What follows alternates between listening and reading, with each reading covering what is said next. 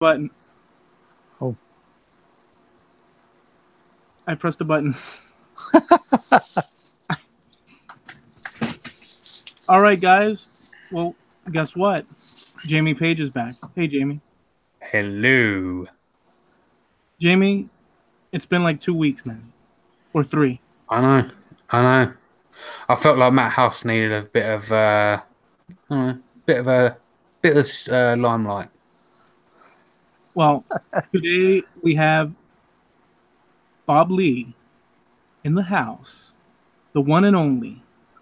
And we're going to be asking him hard-hitting, no excuse questions. We're going to corner him like a wild beast, and he's going to have to confess. What do you think, Bob? What do you think? Yeah, you can try. So I'm pretty stoked to have JP back. I pressed the button. JP was telling a story, and I pressed the button, and we just went. But it was 8 o'clock, so I guess it's appropriate. I'm sorry for doing that, JP. That's all right. Sorry, I was talking while you were interrupting. Are you sure you're glad to have him back? Well, there's balance to in the in the force. So guys, welcome back to the Mad Maker Show. My name is Eloy. We interview crazy, insane people from across the world, and they do stuff like woodworking and metalworking and fabrication and lathe work and scroll saws, and they're all just quite different and the same at the same time. So we're going to interview Bob Lee in just a little bit, but let's see what Jamie Page has been up to. I've not been up to a hell of a lot recently. I managed to get a tennis elbow, even though I don't play tennis. That's about it. As always, I'm drinking out of my Minecrafting mug. My YouTube channel is JP Woodwork. I'm less than 100 subscribers away from 2,000 now, so thanks for that plug, Mr. Templeboom Twidell. I'm 1/5 of the Makers International No, 1/4 of the Makers International podcast. I don't even know how many there is. Just 1/3 of the Makers International podcast. Because there's me, Richard, and Chris at this at the moment. So who knows what's going to happen from then on? Whether we take it in a different direction or what. But yeah, so all our social medias are. My website is jp-woodwork.com. The podcast website is makersinternationalpodcast.com. Both websites are sponsored by Steve Nealon at Harnell Media. His website is harnellmedia.com. My Twitter and Instagram is jp-woodwork.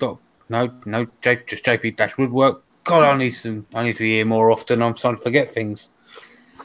What else have I got to plug? I have got to plug one thing quickly. Richard Morley, who I do the podcast with from Brain Frizz, he's got a bit of a challenge going on at the moment. As a lot of people might know, he's doing the Make It Happen road trip at the moment. And basically what the challenge is if you have to create the Make It Happen road trip logo by any means you wish. You can paint it, you can cut it out on a scroll saw. Reluctantly, I say you can router it. You can sew it. Whatever you want to do, you could just create it anyway, and just make sure he sees it by using the hashtag Make It Happen Road Trip. And you have a chance to win some Yorkshire Grit goodies. He's posted the logo various places to so you can get a good image of it. But I put it on the podcast website again, like I said, at makersinternationalpodcast.com, and there's a tab at the top that says Make It Happen Road Trip logo. You just scroll down and you can save that logo there. And yeah, that's basically it. So yeah, you can just submit the picture to him or tag it or whatever and have a chance to win some Yorkshire Grit goodies. And that's about it. Oh, no, lastly, I just want to say thanks to everybody that has filled in for me while I've been away. All right. Yeah, man. And the thing is that you would let me know like last minute too. You'd say, "Oh, Eloy, by the way," like 10 minutes before the show. Yeah. Yeah. I'm just going to post a link to the Yeah. logo over in the chat. And thank you, Javi, for the super chat. Which, by the way, next week we're going to be having a monstrous gathering here on the Mad Maker Show. We're going to have past participants, makers show up, and we're going to just have updates of all your favorite and my favorite stars of the day from ABC, NBC, and what was the other one? The three networks? ABC, NBC, and then there's CBS, and DIY? and DIY. So and we're gonna have, there's a bunch of names rolling around, like the one and only Jared HIldabrant. Fascinating, incredible time travelers like Matt Haas from Awesome Wood Things. I think Daniel Harju, that guy that lives up in northern cold weather regions. Javi is going to be there. Julian Martinez, the second. Is he second or third? Why does it? He should be called Junior. It's II. Julian Martinez, II, will be there too. It seems. Jim Dockrell, a Canadian guy, threw down, and a bunch of others. Oh, Ashley from Chip Builds. Boy, there were others there. It's just that, forgive me, I've been working in the sun, but yeah, so we're gonna have that. All right. So with that said, Bob, welcome to the show, dude. Thank you very much, Eloy. Glad to be here. Yeah, man. So I asked you the other day, and you were like, "Okay, let's do it, man." And I've been wanting to interview you for a while. I asked you before, yeah? Yes, you have. And we just never got to really finish getting together on it. Well, we'll do so. We're going to go through this interview, and it's basically a series of questions. I'm sure that folks will start to ask questions and all that. But I'll just start with the first time I ran across you. You're in the groups and all that. So I see you there. But I did see you, and this wasn't the first time, but this is something that we'll just bring up. I saw you at this house, and Jimmy DeResta walked in, and you guys are hanging out and stuff, and your wife is there and stuff. And I was like, oh, DeResta's visiting Bob Lee. No, it was the other way around. I went to visit Jimmy about a year and a half ago now. It was in April of 2017. And I contacted him and just asked if I could come up. And being the person that he is, he said, yeah, sure, stop by. We were up in northern New York for a family event, and I was only about 40 miles from his home. And so I took the opportunity and spent a couple hours with him. So give us a little bit of that. There's a video there. Is it on your channel or? It's DeResta 30. It's on his channel, and it's under DeResta 30, under one of his vlogs. And basically, we just kind of got to know each other. Just talked about different types of making that we've done or what I've done, and just kind of enlightened him. I met Taylor at that point, and also met the oh boy, I can't think of his kitty cat now. Sniffles, the kitty cat? No. I don't think it's Spike. Met Spike. Met actually his a lot of his animals that kind of roam around the place there. But that was the gist of it. I mean, we just got to know each other, and I have since run into him up there in Cleveland when they had that welding event. I traveled up to Cleveland, which is not that far from my home, and met him up there when Lincoln had their event this early spring. Very cool. So yeah, saw that episode with you in it, but I think I was subscribed, or we were both subscribed prior to that. But yes. you know, I saw that, and I remember that. But anyways, in any event, with that said, give us a little bit of where you live, where you're at, where you were born, a little bit of your geography. Well, I'm in northeastern Ohio, or what they consider it. I'm only about 25 miles to the southwest of Youngstown, Ohio, which is halfway between Cleveland and Pittsburgh. It's kind of the middle area of the area, traveling wise. I was originally born and raised in Youngstown, Ohio, and I moved to a little place by the name of Salem, Ohio, and it's in my mom's original house that she grew up in. And I've been here all my married life. My wife and I have been married for 39 years, and we've been in this house for that long. Wow. Tell us about how many, like, what are the makers in your by the way, after you answer this question to the best of your ability, we'll ask JP to tell us who the heck's out there so that we have an idea. Okay. We did tell you not, or JP did mention to you not to look at the chat so that we could be focused. I put it away and I don't have it. Liar, pants on fire. Yeah, it's down there and I don't see it. So who are the makers? The closest maker to me is Robert from Crosscut Creations. He is about 40 minutes to the north of me. Someone else who is within, say, an hour and 15 is Mitch Makes. Mitch. And then, the ones that I have met that are within 2 hours of me is Brian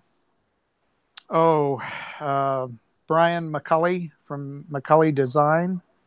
He's up in and around Meadville, Pennsylvania area. And then the other maker that I've met is over in Pittsburgh, which is oh Lord help me, I'd have to look on my Instagram to be able to find him now. Any others before we? No.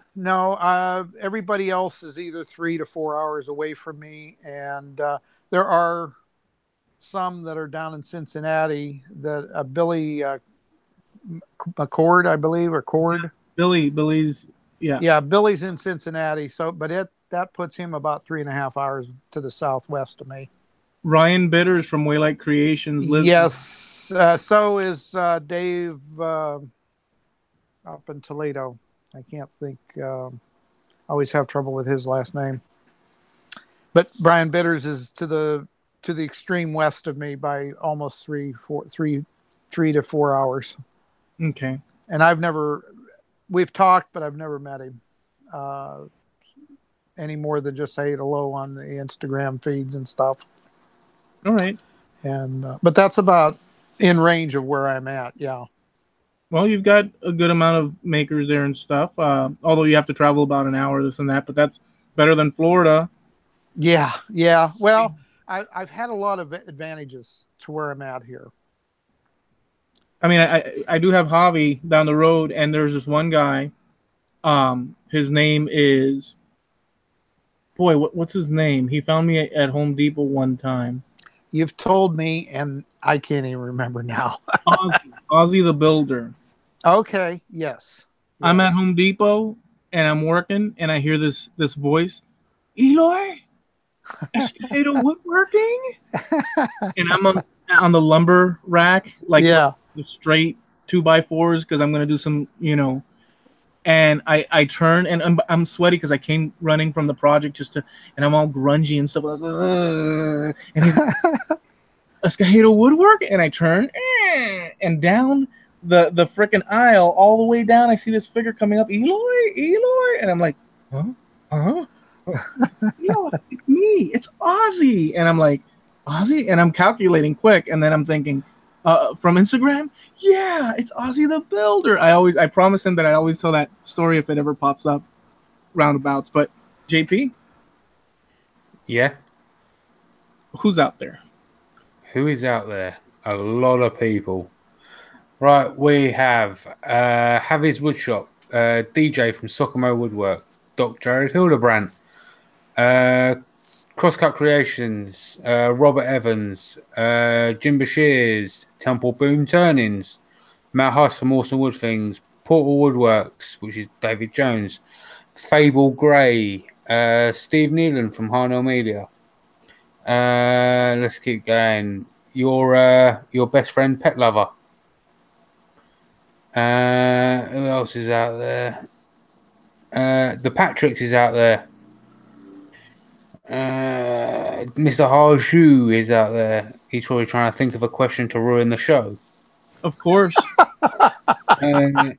Mark Lindsay CNC is out there. Oh, sorry. Javi gave $2 as well. I forgot. Didn't even notice that. So I apologise for that. Oh, did I just miss one? Yeah, Tracy Keaton's out there as well. Hey, Tracy. Anna's Workshop's out there as well. I think that's it for the time being. Awesome. So, Bob, before we get started with the timeline, so now we know your area, I want to ask you how it is, because we hang out pretty frequently. Mm-hmm.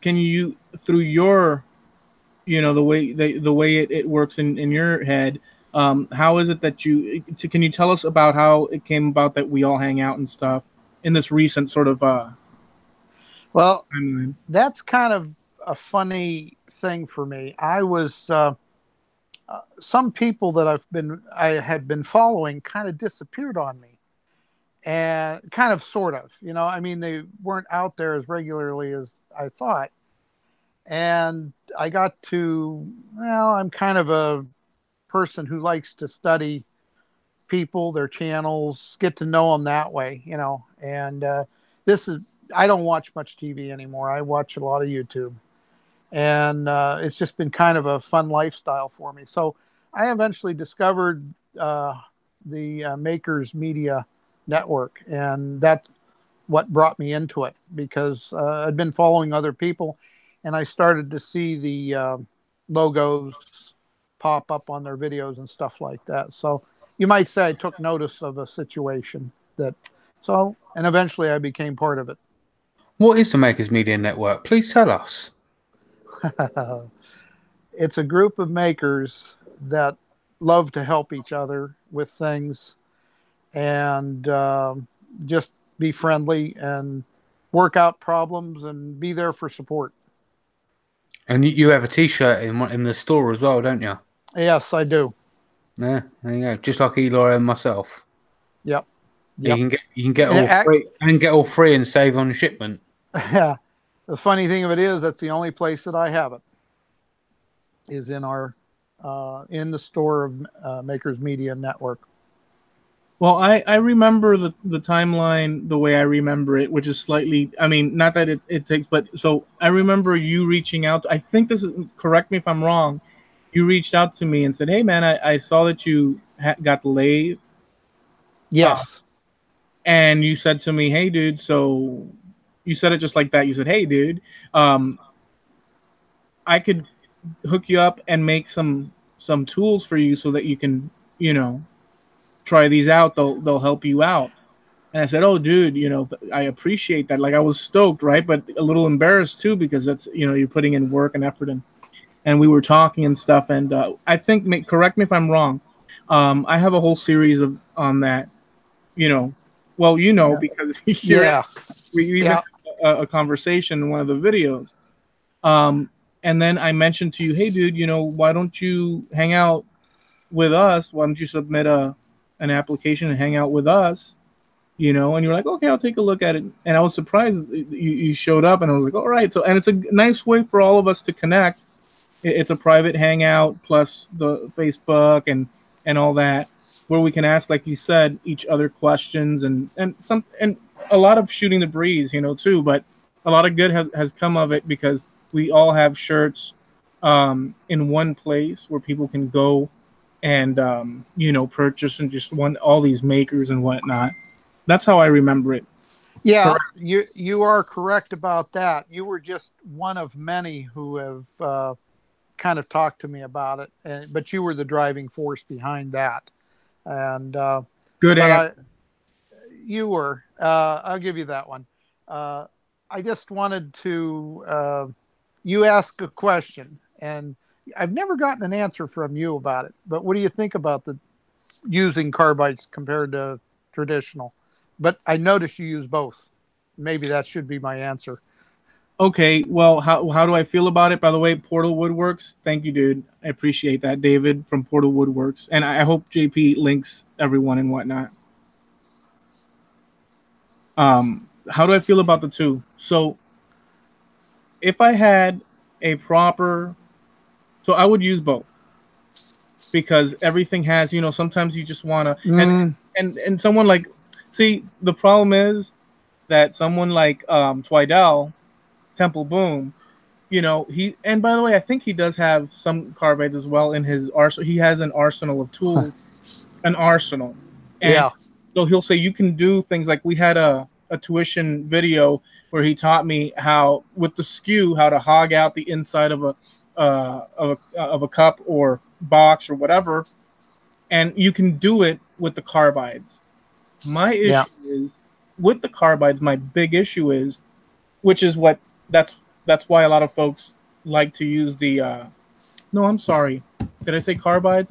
My issue with the traditional tools, I'm sorry, is that you need to sharpen them, whereas the carbides are ready to go. So I would need a proper sort of, sharpening station or solution.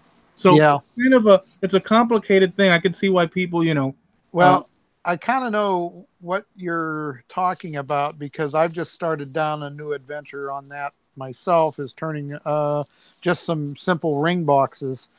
And I do have a set of traditional tools, and I got one or two of those out to help get into places where I couldn't get the carbides into. And I'm beginning to realize that I'm going to have to use both also. So that means I'm going to have to get my set sharpened up some because I've only been working with one or two of them. I have sharpened one of my bullnose scrapers, but it's only I believe a 1/2 inch one. Yeah, dude. So one night, I think it was prior in that. I caught that. I saw some of it. You had put it up on your channel, and I caught what I like to call the replay of it, of your thing with Temple Boy. So in the leading up to going live, Twidell was in his shop. I was there in mine, and then he started sharpening it with this brand new contraption, and it was like awesome, dude. And you could get the, and it was like a fancy schmancy one, and he was working it and stuff, and he had just gotten that. I haven't. He liked it at the time. I'm sure that now even more, but getting that sharp is like key. So the carbides, helps. Yeah. What does JP think of that though? What, carbide and the difference between carbide and traditional?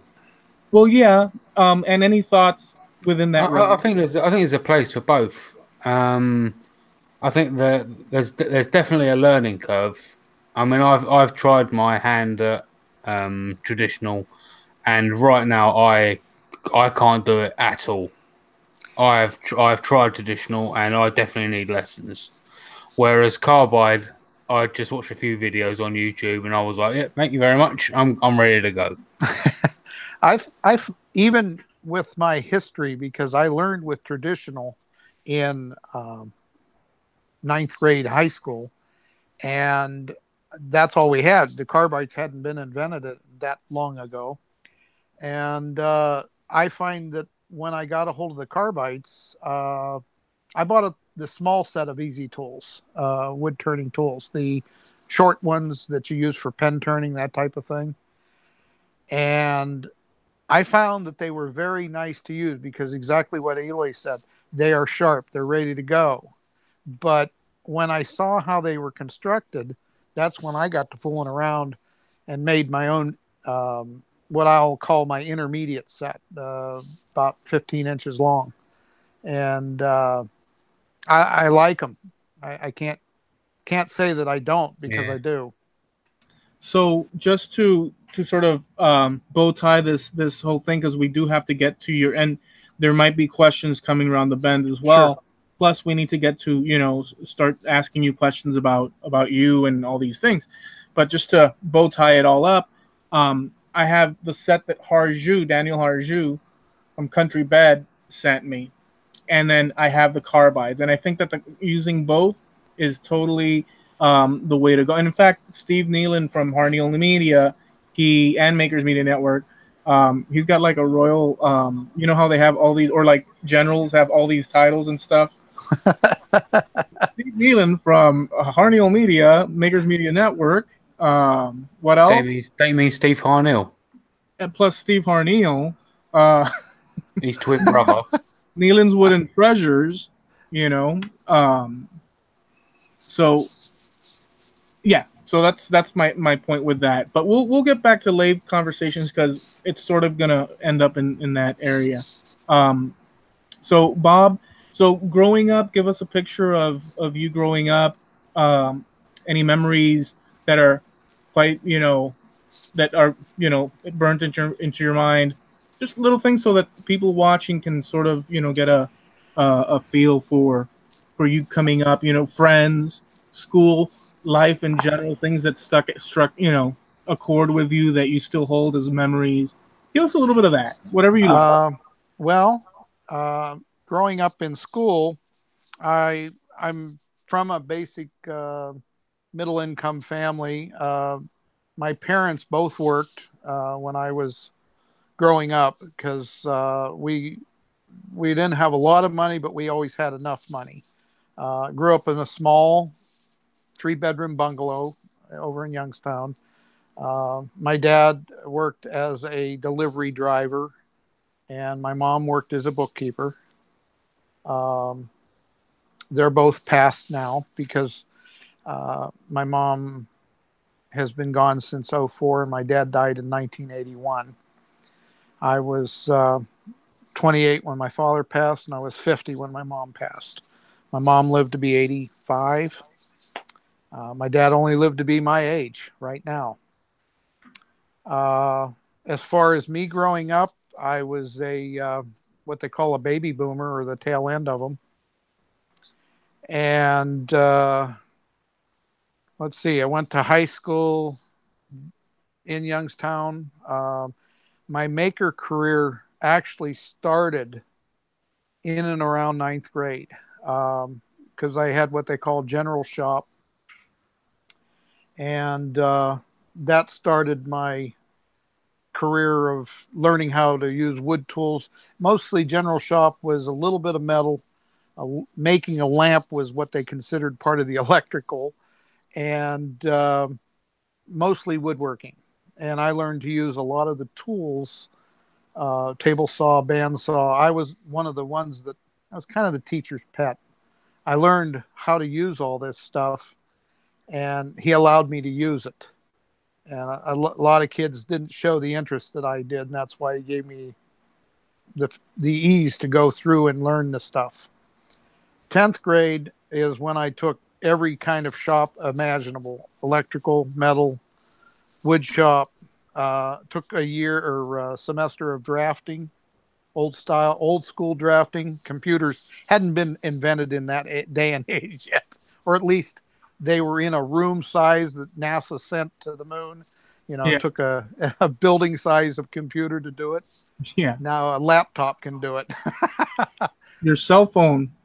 Yeah, a cell phone could send a man on the moon. Did you know that you can send? See, here's the funny thing with the amount of computing power that we have look how dirty it is from sawdust. With the amount of computing that this little device has, we can send a person to the moon. Forget that, to Jupiter. Yeah. And back, but I can't get Facebook to open up. Yeah. So anyway, the first 2 years of my high school were spent with the kind kind of the education that I'm trying to learn now, more of it, the woodworking type end of it. What changed for me was in 11th and 12th grade.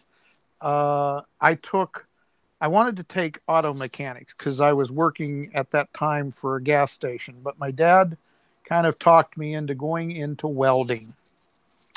I spent the next 2 years after that in our joint vocational school in 11th and 12th grade. Now, I didn't neglect my other studies. This just became part of it. I would attend half day in the morning in 11th grade, and then in the afternoon I'd go to, or I'm sorry, it was reversed. I'd spend the morning in JVS welding in 11th grade and go to the class, and then in 12th grade it was reversed. One way or the other. I'm not really getting that said right, but half days, both grades, and then my rest of my studies the other half. I came out of high school with a certificate of completion on my welding with a B average, and I went and took tests to become certified in welding so I could get jobs.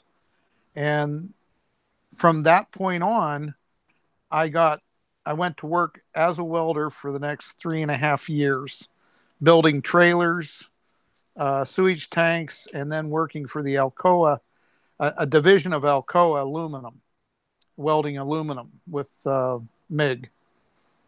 And during that time, I went to school another 2-year course on my own for drafting.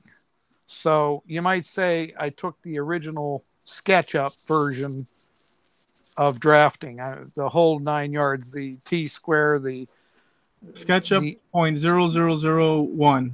Yeah, but old school, all with the mechanical pens and the rulers and the triangles and the board and the protractor and all that kind of stuff. Yeah, took all that 2 years, completed that course, and that's where I ended up.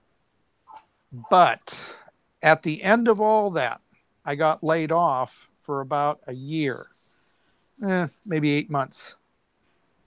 And I was kind of I was working part-time at the gas station, which I hadn't left all that time. I'd been working part-time there. So that's kind of where my background for auto mechanics and stuff comes in, because it was a full service station back then, because you didn't pump your own gas back then. That was one of my jobs. And then I also picked up some, I was fooling around with the woodworking, making some furniture for some people, repairing furniture, refinishing furniture during that period of time. But what happened to me in the summer, August 15th, 1977, I went to work. My brother called me up, and he was working for the contractor that I work for, and asked if I'd like to go full time, have a truck driving job. And I met the owner and was working with him. And this is when one little question that I asked him, isn't there something else I can do?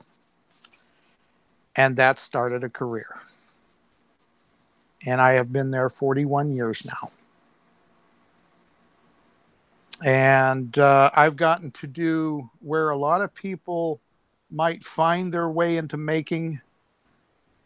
What makes me just a tad different is I never left making. I've been making for all those years, since the mid to early 70s clear through. I've never left it. I've never known what to call myself, because I've been able to do what I do and enjoy it. I haven't had a job that I didn't enjoy. I'm one of the lucky ones. I'm lucky to be able to say that everything that I've ever done, I've had fun at. Awesome, dude. So what we'll do is see if there's questions out there to be answered, because we have to get into shop location, particulars and whatnot. And there's also another little bit, I didn't mention this to you, but what we do is sometimes we don't, sometimes we do, but I feel it appropriate, especially because you have all those neat cars that you modify, vintage, and all that. And I don't know if you have all of them on Instagram, but JP, I don't know if it's possible after the questions and whatnot. Yeah, I'll screen share. And of course, Bob, do you agree? Yeah, they're all on Instagram. All the vehicles that I've ever built. All right, sounds cool. So we'll hand it over to JP as far as questions and whatnot, and then we'll do that bit. Right, we'll go to questions then. Right, first one reluctantly come from Pet Lover. Right, he says, "I thought you died in a war. Are you a vampire?" I've had a lot of fun with that, and it's kind of always been a family situation. I was named after an uncle of mine who was named after the general. So, but I do carry the exact same name of the general of Confederacy. But I think my dad was on a power trip that day. So I kind of got that handle, and I've had it ever since. So I just hang on to it and go with it every chance I get. I just want to publicly thank Anna for the what was it, the rum pot? I gotta say it quickly so that the bots won't. It's called a rum top. Oh, rum tough. Rum top. Oh, my eyes! Is that what it said? Rum top. She called it a rum top. Oh, so then my mind was the one that thought rum pot. Okay. Okay, right. Continue. I'm sorry. Okay. Next 3 come from Javi. He says, "Tell us about the car on your logo." Oh, that particular vehicle is a 1947 Chevy pickup truck. I got that out of the junkyard of a friend of mine, and it literally was rotted to almost nothing. The only thing that it had good for it was the roof and the title, and that's no exaggeration. When I started with that, it was supposed to be a tow vehicle for my cars, because at the time that I started that, I was in a lot better health as far as physical abilities. I was probably in my mid 40s when I bought that. And it became, well, now it's probably 18 years, I think I've had it, something like that. It technically was a 12-year project of my life that kind of got sidetracked a little bit because it got a little bit more involved than I wanted it to be, or what I thought it was going to be. I thought I could build it in about 4 years, but it took 12. So it kind of ended up being more of a parade vehicle than a tow vehicle, although it's been set up that way. It will handle any big trailer up to 12,000 pounds. The hitch, the suspension, the power that it has, basically the giddy up and go that it has, because it's running with about 250 to 275 horsepower, and the gearing in its the rear end is right around the 373s. It's all been set up for highway driving, but it has suspension built into it to handle 3,000 pound dead weight right on its tail. So I have to load to the tires if I ever loaded it as it is.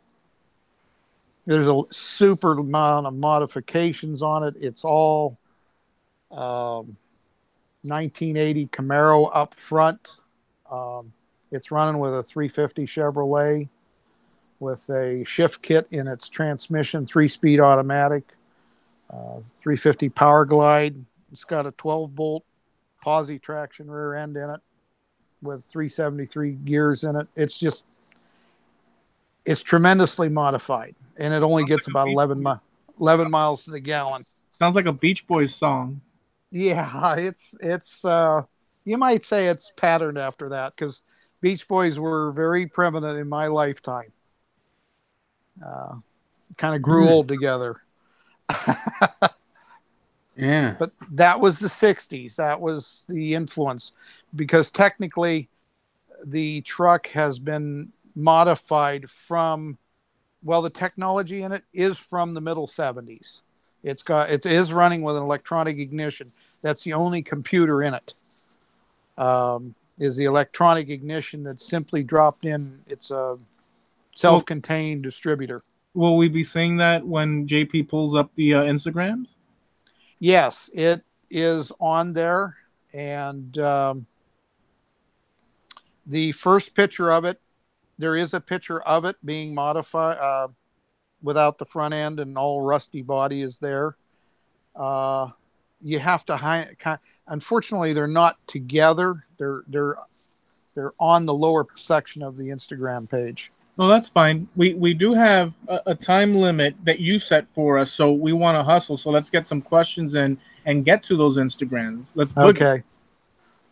Unless I'm okay. I'm all right.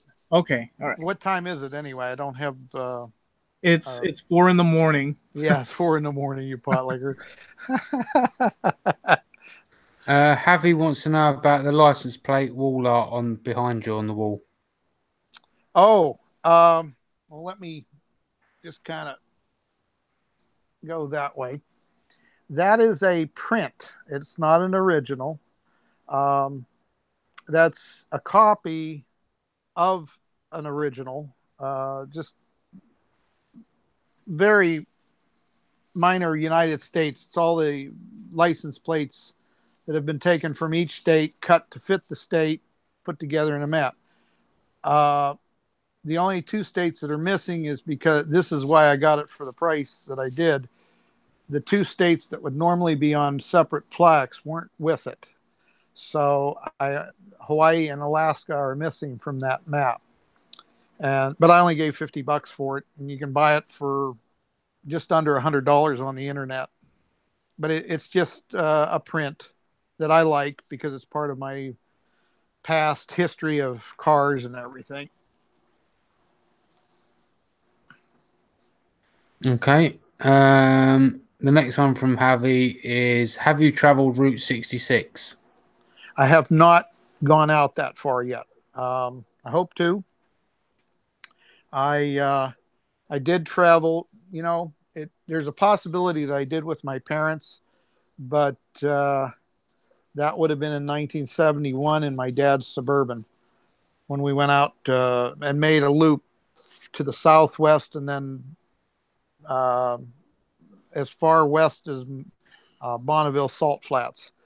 But I don't really remember traveling Route 66 a lot. I don't have a recollection of it. So I'm going to say no, because I don't remember it. Okie dokie. Next one comes from Matt Huss. He says, what's the favourite thing you've built in your shop? Which shop?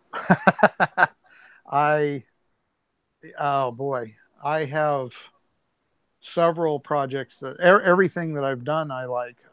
That's the crazy part. But to refer to Instagram, I've built 5 of my own vehicles. I've built 2 TV stands that I like. I have projects all over my house, including what my iPad is sitting on is an end stand that I built when I was in 9th grade. I have things from my past all around me, including my trailer. The trailer that I use behind my car now is 47 years of age. Wow. Yeah, that's why I say my life as a maker has been all my life. That's I've gotten to live my life as a maker. That's the fun part. What's the next one we got? DJ from Socomo Woodwork says, Bob, are you still using your iPad for videos or have you moved on? Also, good to see you're doing well. I'm sorry, I didn't catch the first part of that, Jamie. DJ from Socomo Woodwork says, Bob, are you still using your iPad for videos or have you moved on? No, no, my videos are still filmed, edited, and produced on the iPad. I do use my iPhone for outside shots or weird over the shots of the lathe, and then I transfer them to the iPad. I have not moved on. I don't have the expertise yet in laptop computers or any of that thing. I'm still learning that kind of stuff. That's kind of part of my journey still. Not giving up on it. It's just 2 years ago, if you really stop and think about it, I didn't even know how to use my iPad and iPhone. This is all new to me. This is not technology that is in my comfort zone even to this day yet. Fair play. One from me. Do you own an orange 1969 Dodge Charger? I'm not a Dodge person. I'm all Chevrolet. Everything that I've owned, I have owned 1 or 2 Dodges and 1 Ford. All the other vehicles I've owned, and there has been many of them, have all been Chevrolets. And they're all, most everything that I owned, about the first 7 or 8 cars were all V8s. All my restorations that I still own today are small block Chevrolets. Okay. Right. Eloy, do you want me to start sharing the Instagrams? Well, you have 5 seconds to produce a wood-turned lathe. If not, you're not a woodworker. 1. A wood-turned product. No, wood-turned pen. I'm sorry. 1. Pen. Bob's got it. I haven't got one here. Yeah, I've got yours here. Well, there you go. You've produced mine. Let's see those, Bob. This is my Robert E. Lee pen. Very cool. It's just a blank that I had made. A gentleman actually gave me the blank, and this one is just this one. Oh yes, that's that blank. The blank came from Robert from Crosscut Creations. That's one of his first. Well, I'm not sure if it's the first casting, but when he got practice, he gave me that blank when I visited his house earlier this spring. Well, let me take an opportunity before I'm going to present JP so you guys out there can see Bob. And see, the cool thing about it is we'll see what's going on as far as the pictures, but Bob can caption them so we know his thoughts with as we go through them. And we'll do a little bit of that. But before we do that, I want to mention that up for me, but down in Georgia in general, there's a guy named John Be Happy Woodworking and Honeybees, and he just came out with a product. It's a all natural beeswax. Check this out, handmade, and he does this from his home. He's got hives, and it's on this stick, so you can apply, and it's a very natural. It smells really good too. It's a very natural. It's a very natural finish, and it really smells really good. He mentioned to me the other night, and by the way, he's a buddy, right? So this is a handmade product, homemade product, all natural, and he's a buddy, and I'm doing that, showing that off for that purpose, so you guys know this exists. I think Socomo has tried the product as well. So he mentioned, you could also use it to, like, I've got like a little bit of from resting my hand using the mouse. You could also use it on your skin, and it actually helps with damaged skin, and it really does. It's funny. So I wanted to mention this. It's on his site, Be Happy Woodworking, and I think I'll link it. But with that said, I'm going to present Jamie Page, and Bob, if you could do a recap of the things that, and whatever valid information, important information, and we want to get a nice amount of pictures in so that folks have a roundabout. Sure. All right, so I'm going to present JP, and it's all that everybody will see. That is the truck. That is my driver. It's not a parade. She's not a trailer queen. She goes out on dirt roads and everything else that I put her through. So that was at a car show here in Salem. All right. Okay. Let's see what else we got. That is a pallet wood, kind of a crafty shelf made with silverware. As some of the spoons are bracing for the shelf, and hooks are actually bent forks. That's a good idea. That is a latch for the trailer that's attached to. Is if you find the trailer, I hand built this one just 2 years ago for hauling our scissor lifts at work. Okay. That trailer in that picture, that is the car that I rebuilt my trailer in that configuration so I could pull it behind my truck. But that is my everyday trailer. That is technically my pickup truck for daily use. Whenever I go for a load of wood or dirt or plywood or anything from the big box stores, that's what I use right there. That little trailer is mounted on a 1938 rear Ford axle. The trailer itself it was a trailer when I got it, but I rebuilt it, and that was 47 years ago. But I've made updates to it about every 10 years, 5 to 10. Oh, joy. You've just stumbled on my pile of wood. Oh, here we go. Matt Cremona. What's interesting about that is Matt Cremona was one of the first 25 of my subscribers.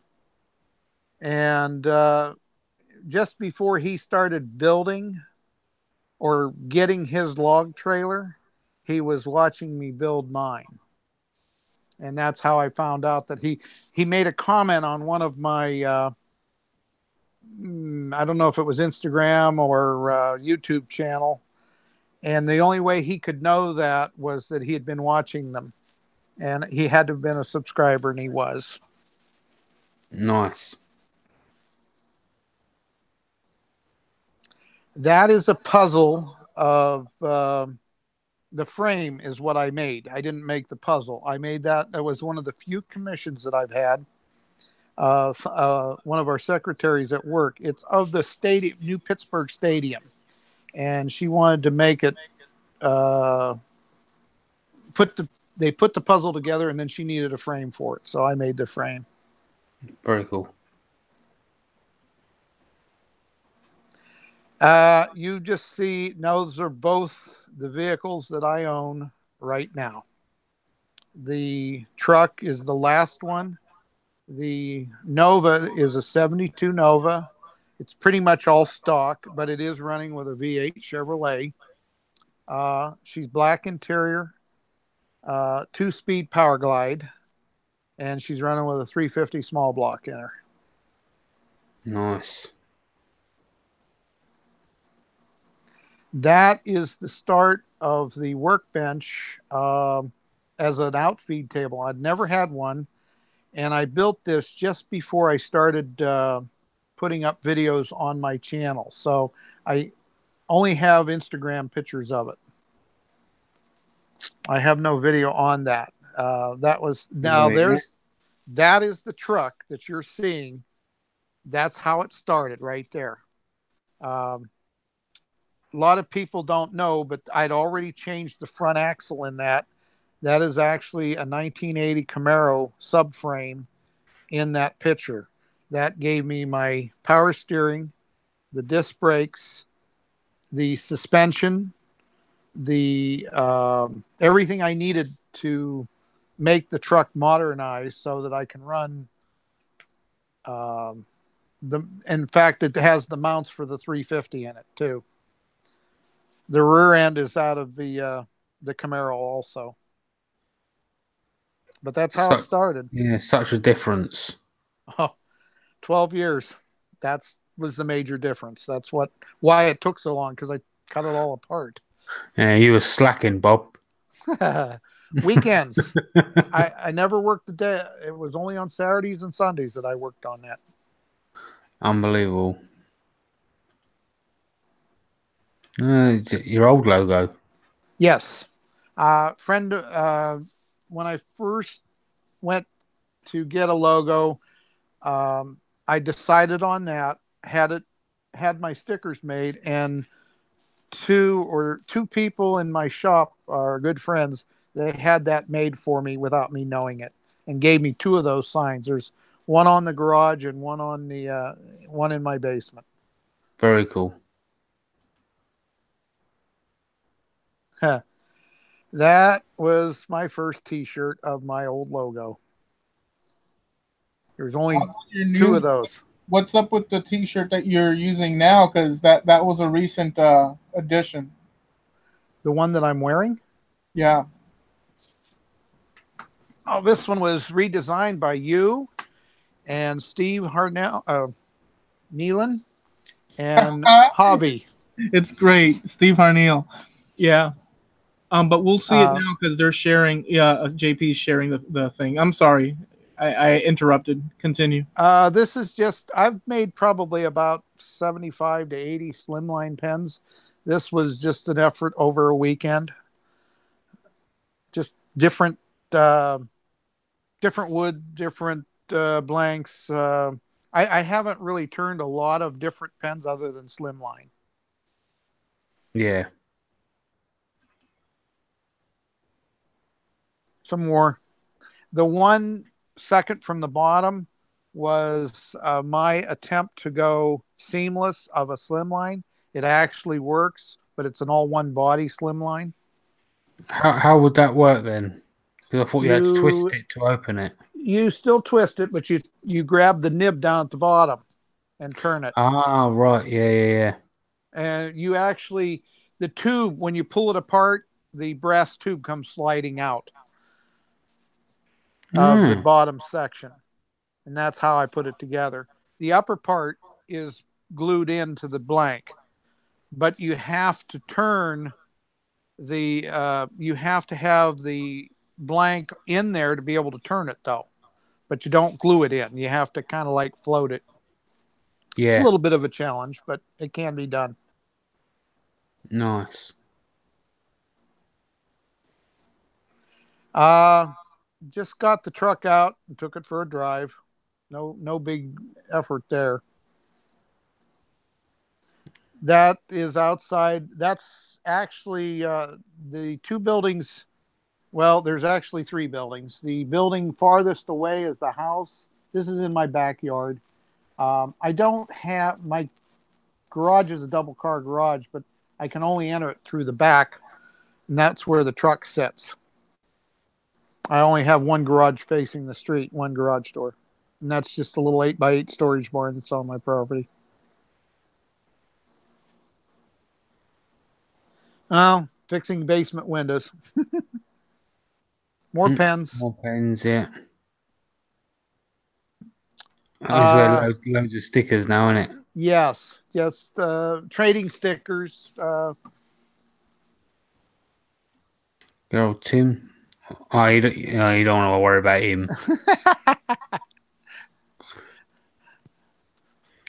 Those are all pretty much self-explanatory. This is a new effort. The wood that you saw in the garage is all seasoned. The wood that you see out in these carports is all new. Gotcha. It's no different angle. Different angle. Rob, Mr. Carmichael, David Picciuto, Yes. Donald Matthews. That's 150-year-old hickory. Or 125-year-old chestnut. Chestnut. Okay. I thought it was hickory. I know You more read about that. your stories than you. You know the stories better than I do. Oh, we're nearly at the start now. Mr. Mike Fulton. Yes, Mike came to my house. He was the first maker that I actually met, and he came to my house because I donated some wood to him for his rocking chair build. If you remember, about 2 years ago. Yes, yeah, I remember that. He came to my house, and I had the right thickness of cherry for him. Nice. Ah, Mr. Ferry. A lot of these stickers, some of the ones that you're seeing, I got at Cincinnati 2 years ago, October of 2000. That is the front of my garage. Nice. Very cool. Are these all like vinyl stickers, or are they like They're reproduction signs, except for the biggest one. right. The biggest, the big Ohio sign is an original. I found that at a swap meet. Oh golly, probably 20 years ago. Nice. Dude, if I didn't know it was your yard, I would think that there's a racetrack where the cameraman's sitting. Yeah, that's nice. It's just to kind of represent an old style gas station is all. The item in the back is a turned angel. It's only about 3 inches high. I got that from, I believe, Sterling Davis. He did a kind of a Christmas thing on that.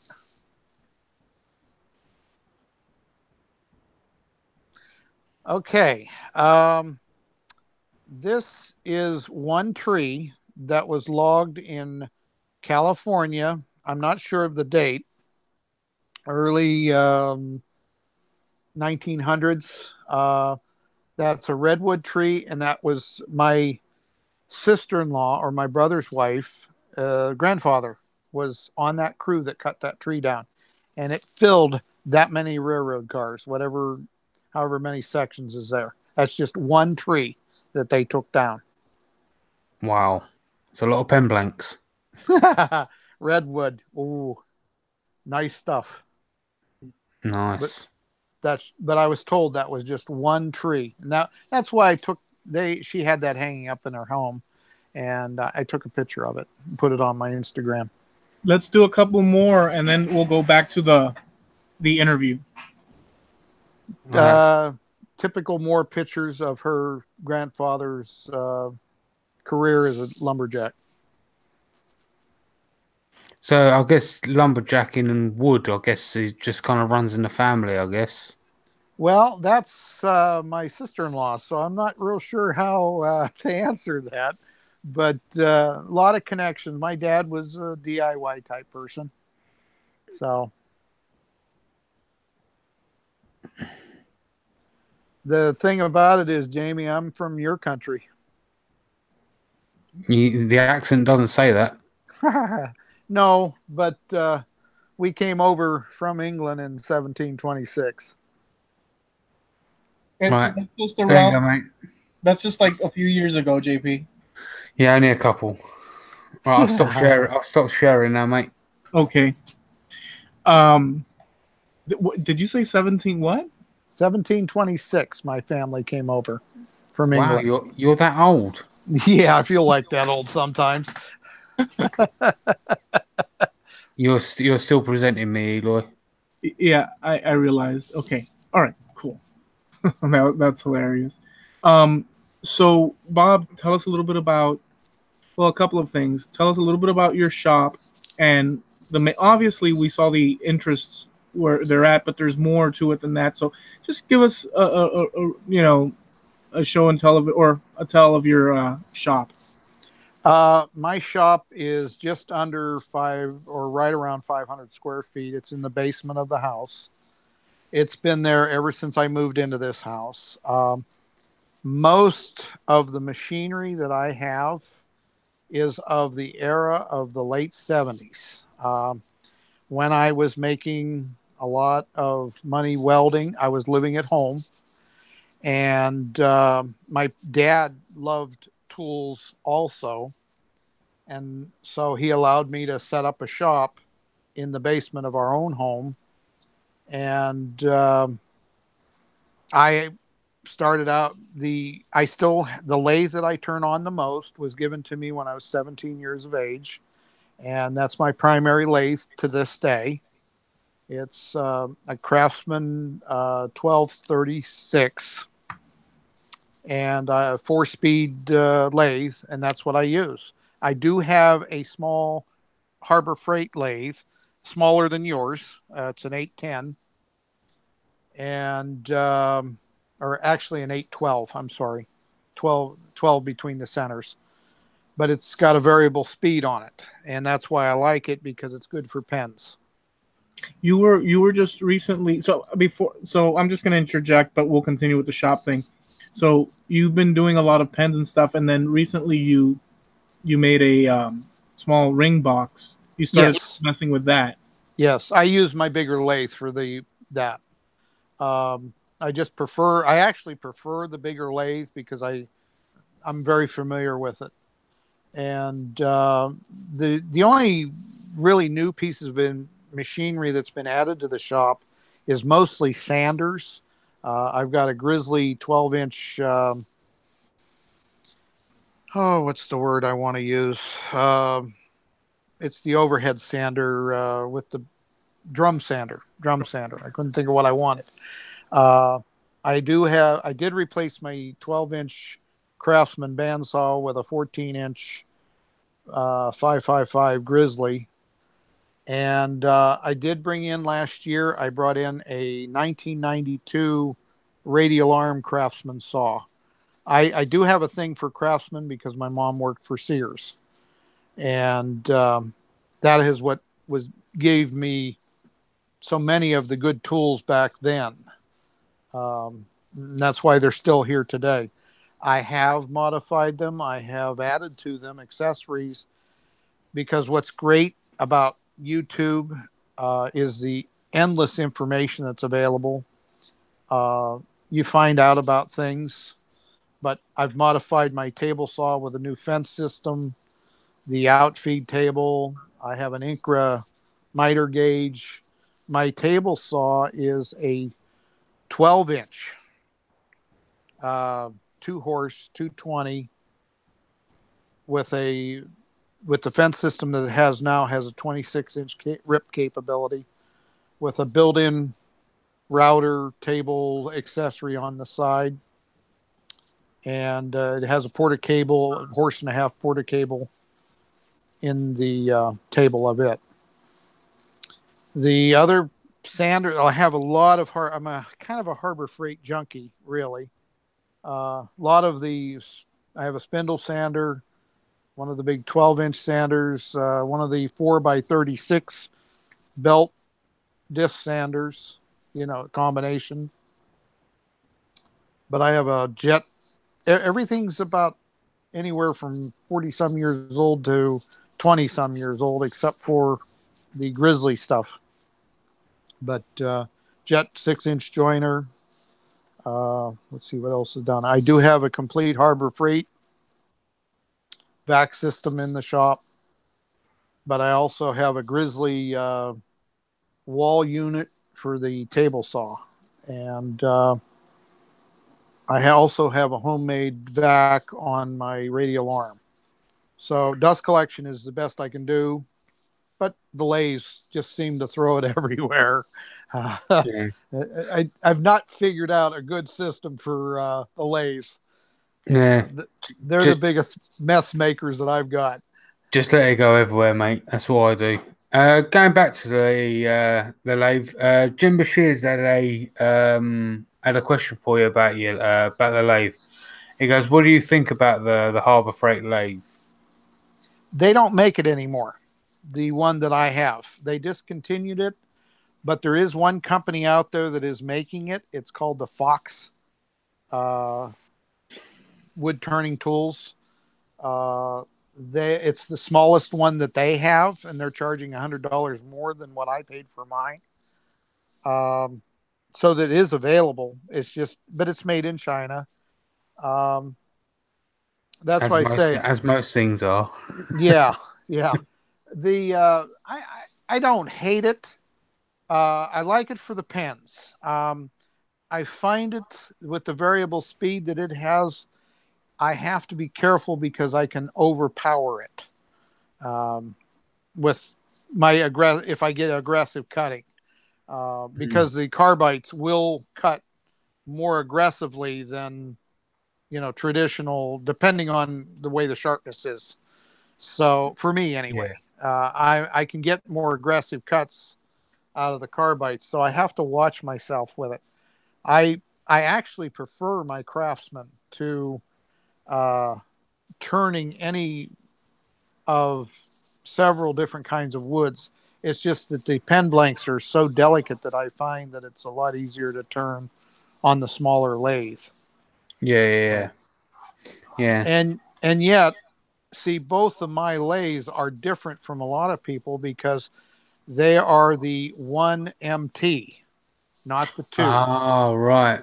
Both of my lathes, both the small Harbor Freight and my Craftsman, are the smaller of the tapers.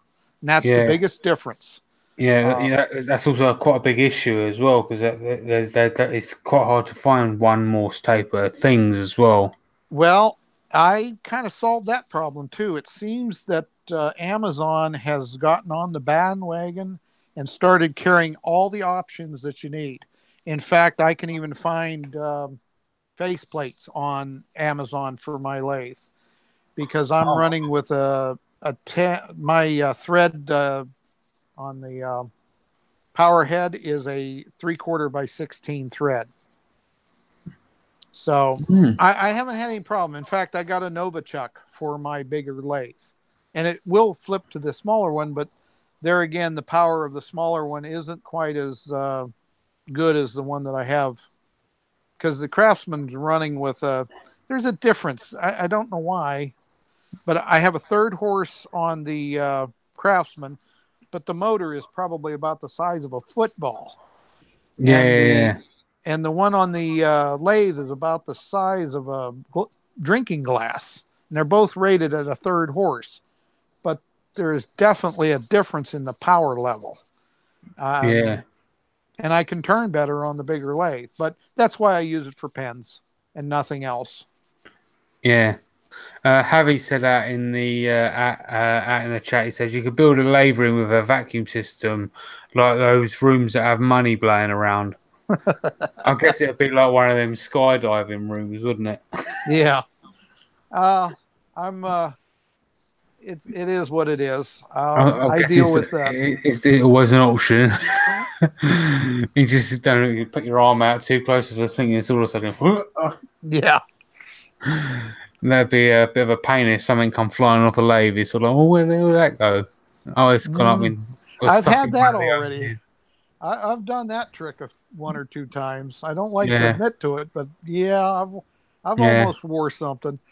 Got a question from DJ. He said at Sockamo Woodwork. He says, if you could have one hot rod, what would it be? I build it. I own it. That's my truck. There you go. I don't have to wish it. I already did it.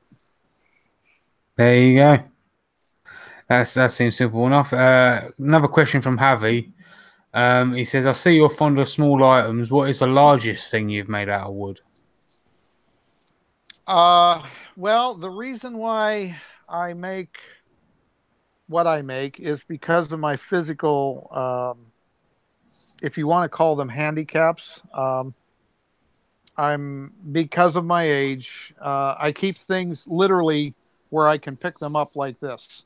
The biggest thing that I've made is the TV stand that you had clear down at the bottom of my Instagram that you were looking at. That is the biggest thing that I've made. And I actually had to have two of my nephews come over and carry it upstairs for me because I couldn't move it. Once I have an assembly table in my basement, and I had to leave it sit there until I was ready to till I finished it.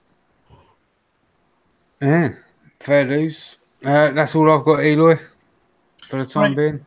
All right, so let me ask you about then your YouTube, how you so when you started, how did it come about that you started seeing all these channels?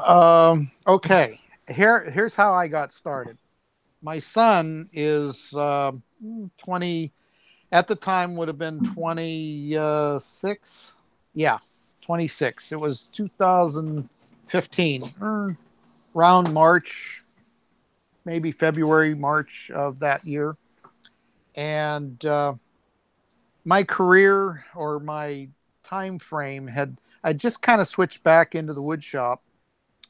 But my career as far as restoring cars and working on cars had kind of come to an end because I have 2 knee replacements, so I can't get down under things anymore.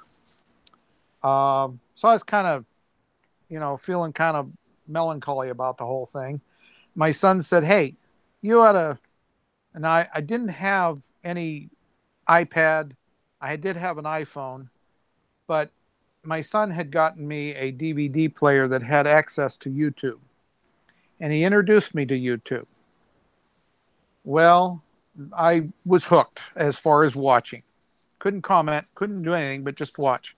The first, you were hooked. You saw. I was hooked. I Yeah. was just hooked, But it was on cars at the time.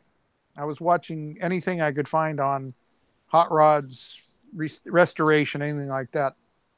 But the reality was that I couldn't do any of that anymore. So I kind of said, enough of that. So one night I plugged in woodworker just on the search. Well, the first one to come up was Mark Spagnola. And I binged on all of his, learned how to find, go through the list, and I binged on all of his YouTube videos at the time. It kind of one thing led to another, and I found April and a lot of other Steve Ramsey, a lot of them came up then. They all started popping up. And when you listen to somebody, they'll always refer to somebody else sometimes. So then I would do a search, find that person, start watching those videos. By April of that year, I started my Facebook page and got it working with my iPhone. My family, my son, my brother, his 5 girls, his wife, my cousins are all on Facebook. I wasn't. I got onto Facebook. That's what started it. I started posting videos or pictures of things that I was making in the wood shop. So I was getting my teeth into at least posting. Yeah. August of that year, I had made 16. I love how I love how you remember the actual months. Well, the reason why I do is because it's documented. And I went back and looked. Yeah, because like if you ask me, I don't know about JP, but it's like, yeah, yesterday. Oh, it was a year ago. Oh, okay. Yeah. August of 2015, I had made a video, my very first video of my first project. Actually, 16 of them I had made the prototype, but I couldn't show anybody because it were Christmas presents. That video sat in my phone till January of the next year. One night I was fooling around. I didn't have an iPad yet. I just had my phone. I'd been watching. By then, they had shut my unit down because it's a Sony YouTube had lost their agreement with Sony and shut my YouTube access down on that. Was that traumatic?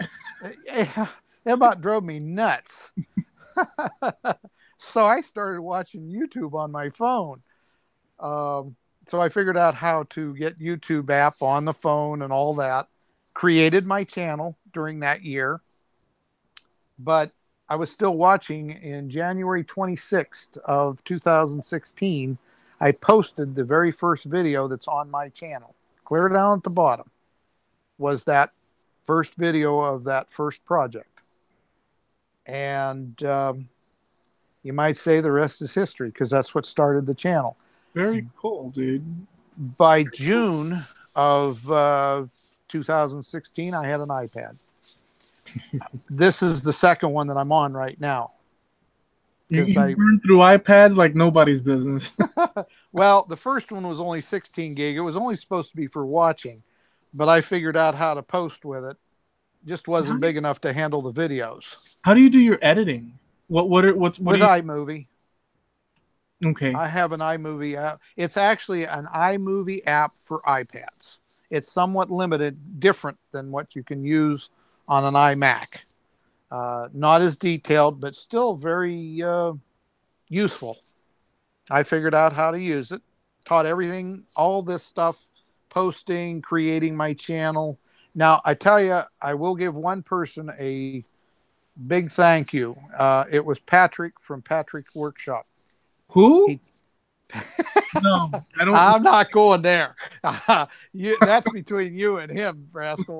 No, Patrick helped me figure out my channel. He taught me how to shoot with my iPad. He gave me some pointers, very much appreciated, because he upped my game quite a bit with my iPad.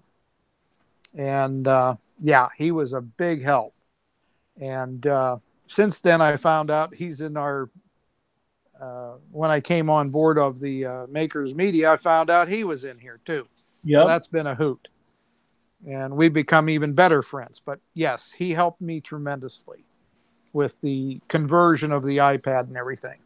Oh, awesome, dude. Okay, so let me ask you this question. And by the way, there's always, so like in this sort of interaction, we talk a lot, you know, all of us do. Lord knows we talk a lot and stuff.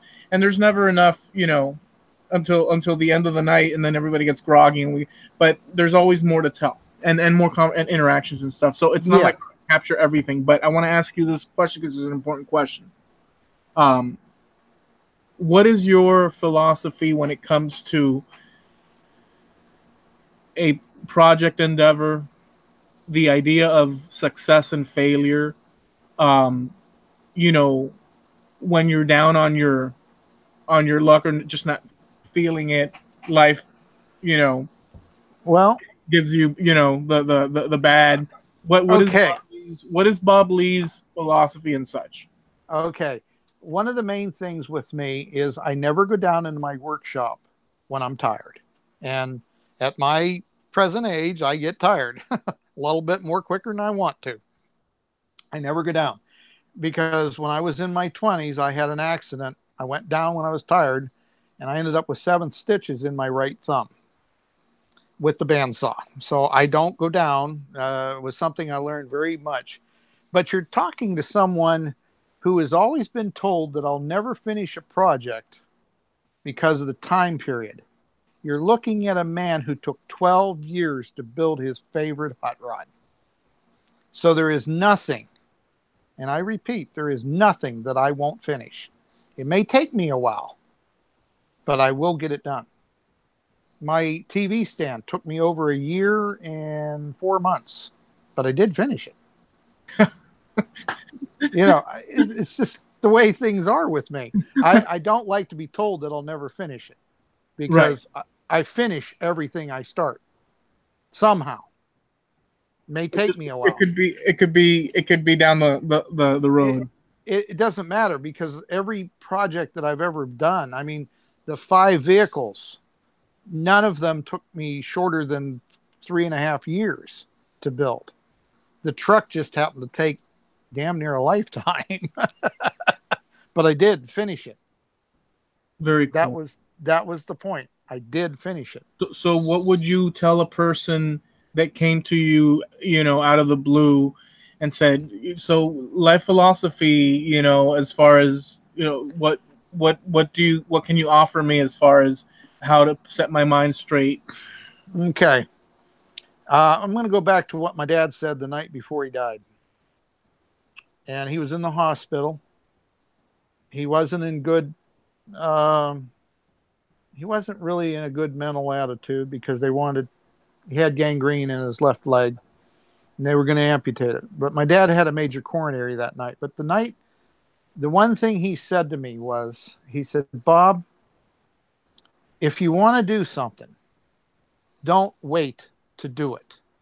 Get out there, work hard, and figure out how to do it and get it done. Live your life every day and don't waste time. And that's been my philosophy for the biggest part of my life since I was 28. That's great, dude. Yeah. Very good advice. That's what I do. I live my life. My son lives his life like that.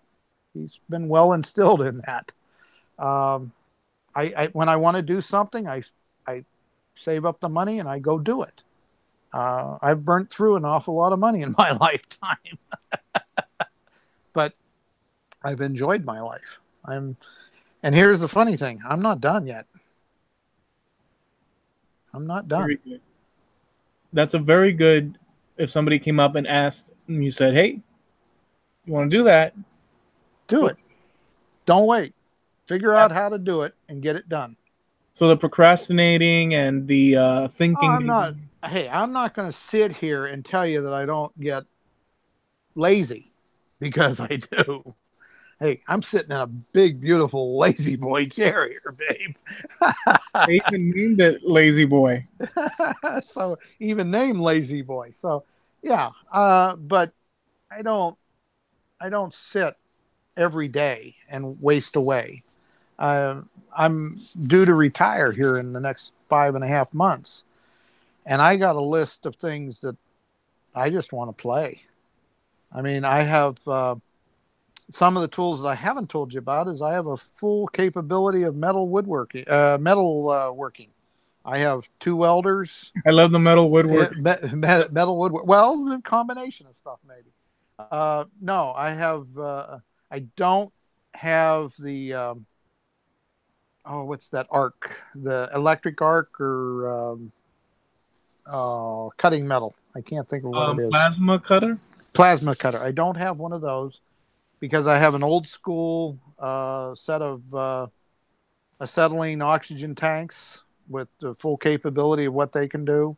Mm-hmm. I do have a MIG welder that's capable from 22 gauge up to almost 1/4 inch, but I have a stick welder that's capable of 1/4 inch to 1/2 inch of metal capability of welding.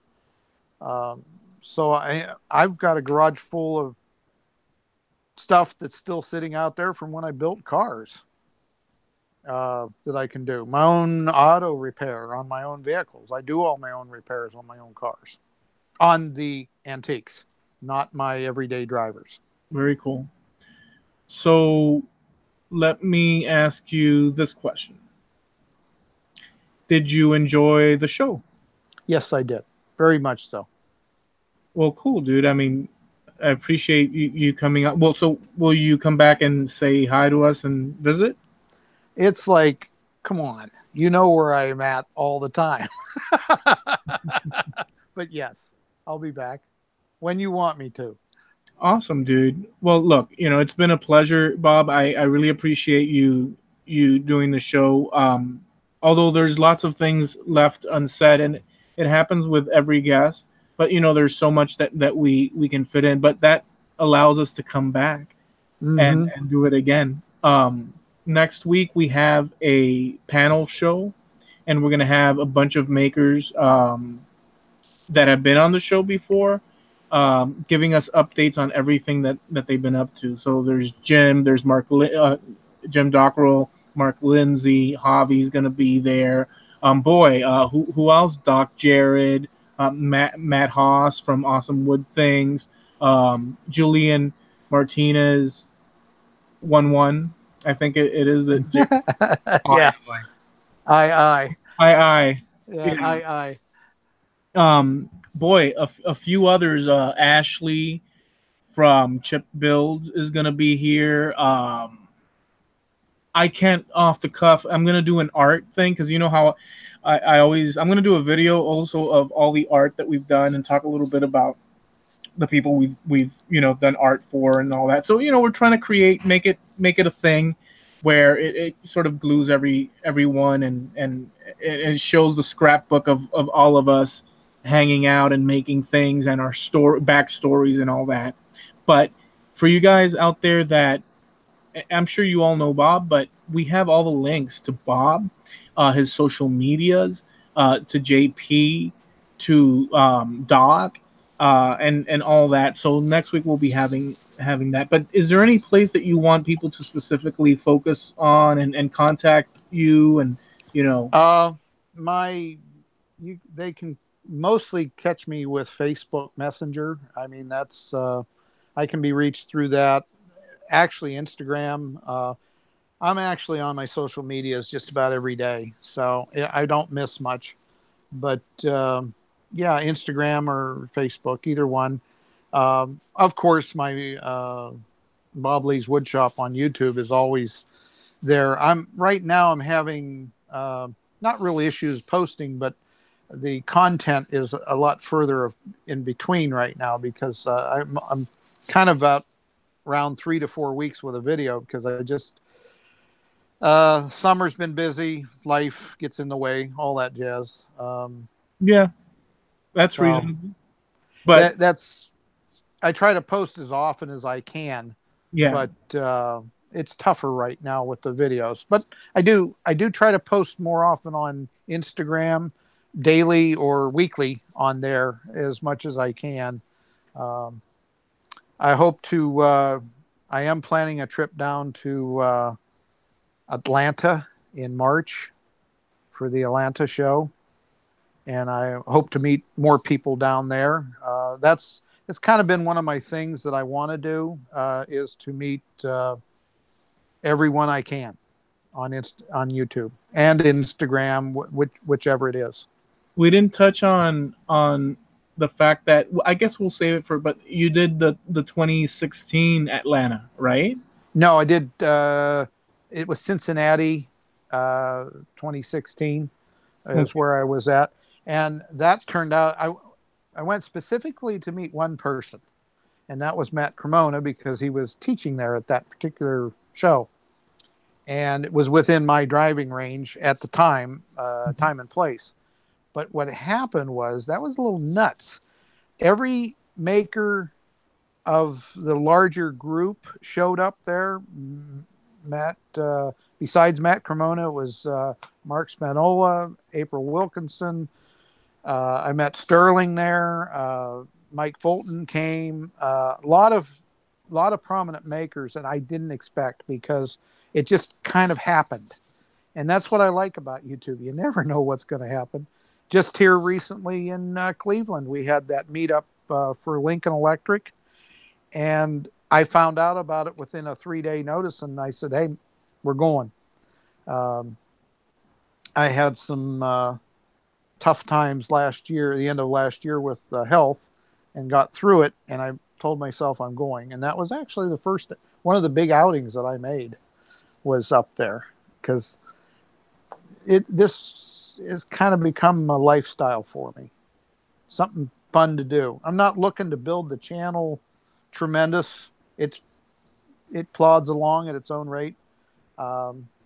It's just a fun hobby for me, and that's the way I'm going to keep it. So wait a second. So when you go to Bob's channel, you know how it has the about section? You should have in quotations. It blogs. It bogs around on its own. What was this? What was the thing? Oh, now you got me. Now you made me forget. It just kind of plods along by itself.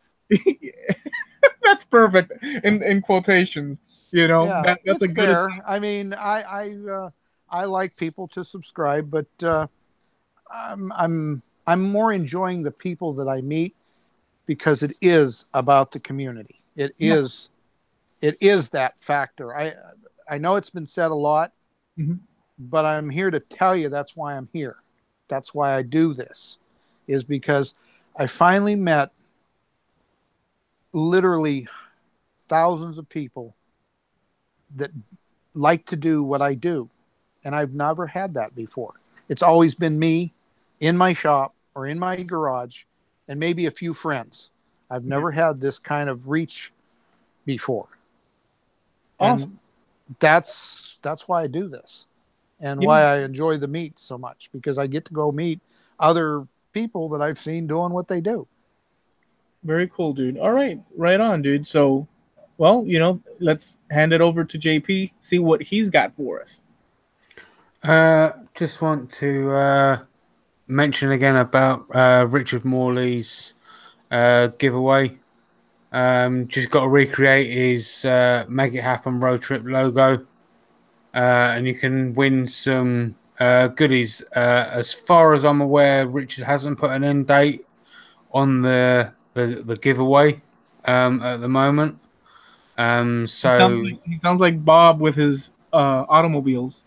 Yeah. So yeah, at the moment there is no end date on it. So yeah, you've just got to recreate the logo and hashtag it, make it happen road trip, or make it happen hashtag make it happen road trip logo. So Richard can find it, and you'll basically be entered.